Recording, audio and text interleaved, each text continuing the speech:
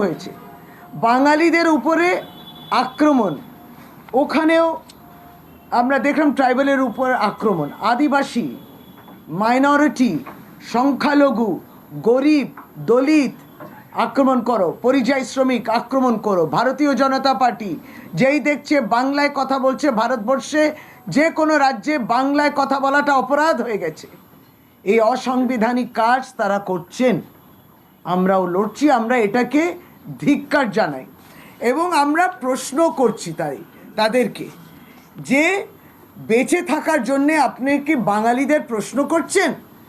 যে ধরুন আর্থিকভাবে কোণঠাসা করলো বাংলাকে, বেঁচে থাকার অধিকারটা কেড়ে নিচ্ছি, তুমি বাংলায় বললে, তাহলে বিজেপি করার জন্যে এই হুমকি আমরা দেখলাম, ভাষণে দেখলাম, স্লোগানে দেখলাম, তাদের মঞ্চেও দেখলাম। আমরা এর তীব্র নিন্দা জানাই এবং অবশ্যই যারা পরিবারের সদস্য রয়েছেন তাদের কাছে পৌঁছে গেছি আমরা, এবং আমরা আমাদের শুধু সমবেদনা না, তাদের সঙ্গে সলিডারিটি সবসময় আছি, তাদেরকে সেই আস্থাটা আমরা দিচ্ছি। কিন্তু যে মানুষটা মারা গেছে তার প্রাণ কি ফিরে আসবে? ভারতীয় জনতা পার্টি যেন এই জবাবটা দেয়। দ্বিতীয় অত্যন্ত গুরুত্বপূর্ণ বিষয়, যারা একটা বিভিন্ন ন্যারেটিভ তৈরি করার চেষ্টা করেছে এই ভারতীয় জনতা পার্টি, কলকাতা রাজপথে প্রতিবাদ, অরাজকতা, অনেক বিভিন্ন সংগঠনের নামেতে তারা প্রতিবাদ করছেন, স্লোগান দিচ্ছেন, চিল্লাচ্ছেন, আবার তৃণমূল কংগ্রেসকে তার মধ্যে টানছেন। বাংলাদেশে যে হত্যা হয়েছে, নারকীয় কাণ্ড, দীপু চন্দ্র দাসকে উপরে যাকে মেরে ফেলা হলো, তার তীব্র নিন্দা জানায় সর্বভারতীয় তৃণমূল কংগ্রেস। এবং বাংলাদেশে যারা হিন্দু ভাই এবং বোনেরা রয়েছেন তাদের সঙ্গে তৃণমূল কংগ্রেস রয়েছে, পশ্চিমবঙ্গের সরকার রয়েছে। ভারতীয় জনতা পার্টি আপনাদেরকে আমরা নিন্দা জানাই, কারণ আপনারা এই যে চিত্রনাট্য তৈরি করার চেষ্টা করছেন, যে তাদের প্রতি আপনারা সমব্যথী, সমবেদনা, আমরা তাদের বিরুদ্ধে, তাদের দিকে আমাদের প্রশ্ন। আপনারা দিল্লিতে চেঁচামেচি করুন না, আপনারা কলকাতাতে চিল্লাচ্ছেন কেন? আমরা দিল্লির নীরবতা কেন? দিল্লি নীরব আছেন কেন? দেশের প্রধানমন্ত্রী দীপু চন্দ্র দাসের হত্যা নিয়ে কিছু বলছেন না কেন? ভারতবর্ষের মিনিস্ট্রি অফ এক্সটার্নাল অ্যাফেয়ার্স তাদের পক্ষ থেকে কি পদক্ষেপ নেওয়া হয়েছে?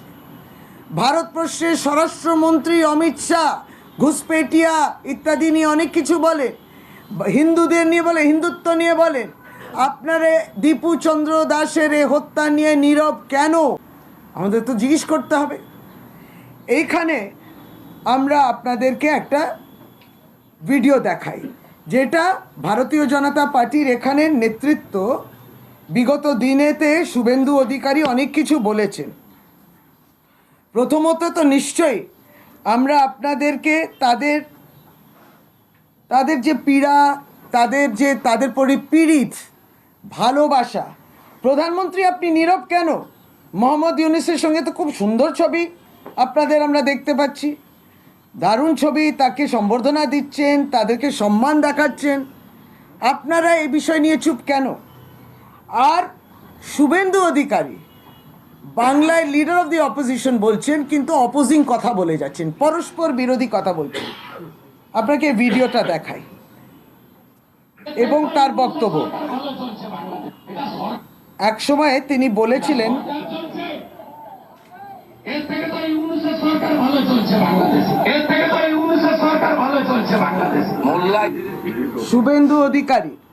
শুভেন্দু অধিকারীর এই কথাটা ছিল জুন মাসে, ডিসেম্বর 2025-এ অন্যরকম বলছে, জুন 2025-এ অন্যরকম বলছে।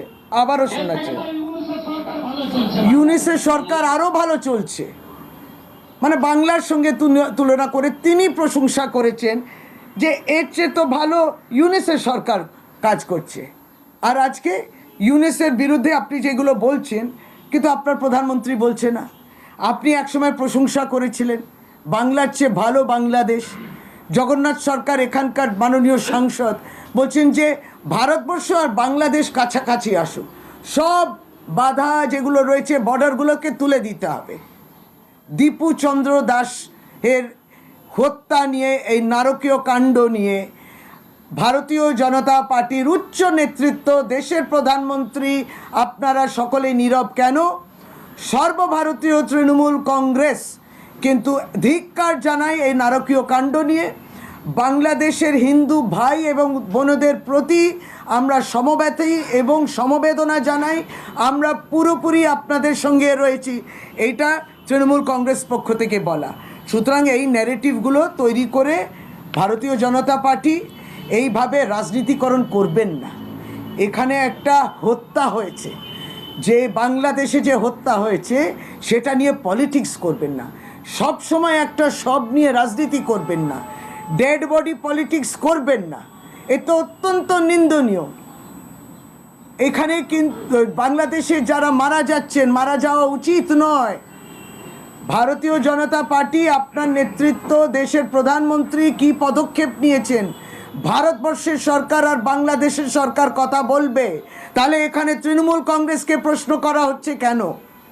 এর বিরুদ্ধে আমাদের এই যে বলেছিলেন না যে বাংলার চেয়ে বেশি ইউনিসেফ সরকার ভালো, এটাতে হসলা বেড়ে গেছে তাদের। শুভেন্দুবাবু, আপনার এই কথা দিয়ে বাংলাদেশে যারা এই সেপারেটিস্ট ফোর্স রয়েছেন, যারা বিভাগ করতে চান, আপনার এই বিভাজন এর বক্তব্য, তাতে তারা তো আরও উৎফুল্ল হয়ে আপনি তাদেরকে আরও এনকারেজমেন্ট দিলেন এবং আরও তাদেরকে কারেজ দিলেন, এবং তাই আজকে বাংলাদেশের এই চিত্র।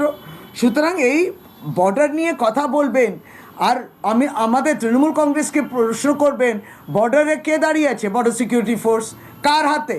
সেটা স্বরাষ্ট্র দফতরের হাতে। সেটা কে দেখবে? কেন্দ্র সরকার দেবে। কে জবাব দেবে? কেন্দ্র সরকার জবাব দেবে।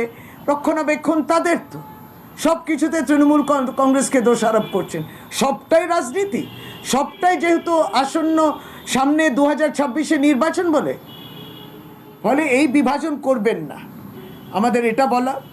তৃতীয়ত, অত্যন্ত গুরুত্বপূর্ণ দিন আজকে। প্রথমেই আপনাদের সকলকে আমরা 25শে ডিসেম্বর উপলক্ষে যীশু খ্রিস্টের জন্মদিন শুভেচ্ছা জানিয়েছেন, অভিনন্দন জানিয়েছেন। গতকালকে মাননীয় মুখ্যমন্ত্রীও চার্চে গেছিলেন।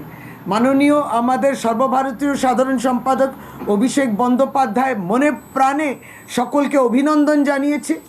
আমরাও এই বড়দিন পালন করি, আমরা সে ক্রিসমাস ট্রি সাজাই, আমরা চার্চে যাই, আমরা এই আনন্দের উৎসবটাকে, ধর্ম যার যার, উৎসব সবার, আমরা এটা পালন করি। গতকালকে চার্চে যিনি প্রিস্ট বলছিলেন, বড়দিন বড় হওয়ার দিন। কত বড় কথা! তারা আশীর্বাদ করেন দেশের প্রধানমন্ত্রীকে, দেশের রাষ্ট্রপতিকে, এই রাজ্যের মুখ্যমন্ত্রীকে, এই রাজ্যের রাজ্যপালকে। তাদের দৃষ্টিভঙ্গিটা, আর আমরা কি দেখছি? ভারতীয় জনতা পার্টির রাজ্যগুলোতে যেখানে বড়দিন পালন করার চেষ্টা করছেন কিংবা সাজাচ্ছেন, ক্রিসমাস ট্রি সাজাচ্ছেন, সান্টা ক্লজ সাজাচ্ছেন, ভারতীয় জনতা পার্টি ওখানে তাদের স্লোগান দিয়ে এই সমস্তগুলোকে নষ্ট করছে, তছনছ করছে। কে আপনাদেরকে, সংবিধান আপনাদেরকে অধিকার দিয়েছে যে আপনি যে কোনো ধর্মকে এইভাবে তাদের ফিলিংস, তাদের সেটাকে আহত করতে পারেন? আপনি তার ধর্ম, তার বিশ্বাস, তার আস্থার জায়গায় যেখানে, সেটা যার মধ্যে দিয়ে তারা সেটাকে পালন করেন, সেটাকে আপনি ভাঙচুর করলেন। তাহলে আপনারা এই যে আবারও বাঁচতে চাই বিজেপি, তাহলে পরে সবাইকে বিজেপিতে নাম লেখাতে হবে আর বিজেপি স্লোগান বলতে হবে। ধর্ম নিরপেক্ষ হন। এই ধর্ম অন্ধতা, এইটা কিন্তু দেশের জন্য বিপজ্জনক। এটা অবশ্য বাংলার মানুষ যথেষ্টভাবে সচেতন। বাংলার মানুষ যেভাবে বড়দিনও পালন করেন, বাংলা মানুষ এই হুমকিটা বুঝতে পারেন। বাংলার মানুষ বুঝতে পারেন বাংলা বললে সেই আপনার উপরে আক্রমণ হতে পারে, এর বিরুদ্ধে নিশ্চয়ই বাংলাও আগামী দিনে রায় দেবে। ভারতীয় জনতা পার্টি, আপনি তো শুধু নির্বাচন বোঝেন, এখন তো ভোটার লিস্টে কাজ, একে বাদ দাও, তাকে বাদ দাও, মানুষকে বাদ দাও, ভোটার বাদ দাও, ভোটারকে চুজ করবেন তারা, কারা কারা ভোট দিতে পারেন, ভোট অধিকার বাদ দিতে হবে, কি খাবেন সেটা বাদ দিতে হবে, কি পড়বেন সেটা বাদ দিতে হবে, কি বলবেন সেটাও বাদ, কোন ভাষায় বলবেন সেটাও তারা বলে দেবেন, কিভাবে থাকবেন সেটাও তারা বলবেন। এই সবটা নিয়ে আমরা পরিযায়ী শ্রমিকের উপরে এই হামলা, খুন করেছে ভারতীয় জনতা পার্টি, তোমার হাতে খুন, রক্ত লেগে রয়েছে। তোমরা প্রত্যেকবার এই পরিযায়ী শ্রমিকের উপরে যে আক্রমণ করছে, নীরবতা দেখে আমরা আশ্চর্য হয়েছি।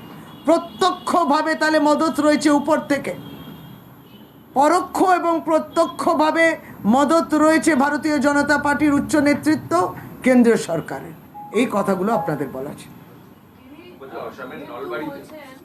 বাংলাদেশে থেকে বাবরি মসজিদের জন্য টাকা আসলে ভারতের হিন্দুরাও দীপু দাসের পাশে দাঁড়াবে, তাদের পরিবারকে সাহায্য করবে, বাংলাদেশে আক্রান্ত হিন্দুদের পাশে দাঁড়াবে বিজেপি। কে বলেছে?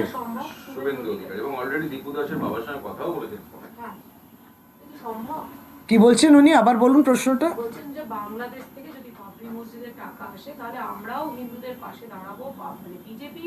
না, আমরা আমি বলছি একবারই, আমরা সর্বভারতীয় তৃণমূল কংগ্রেস থেকে বলি যে 1992 সালের ঘটনা আজকে আমরা 2025-এ দাঁড়িয়ে কেন আপনি বাবরি মসজিদটা তুলবেন, কেন ওই ইতিহাসটা তুলবেন, কেন এই সমস্ত বিকৃতি করা, ইতিহাসকে বিকৃতি করা, এবং এই সময় এইগুলো তোলার পিছনে উদ্দেশ্যটা কি? সে যেই হোক, ছোট বড় নেতৃত্ব, কে যেন মুর্শিদাবাদে তাকে বিজেপি সাপোর্ট করে এই সমস্ত বলা, কেন আপনারা এইগুলো বলবেন? আমাদের এটা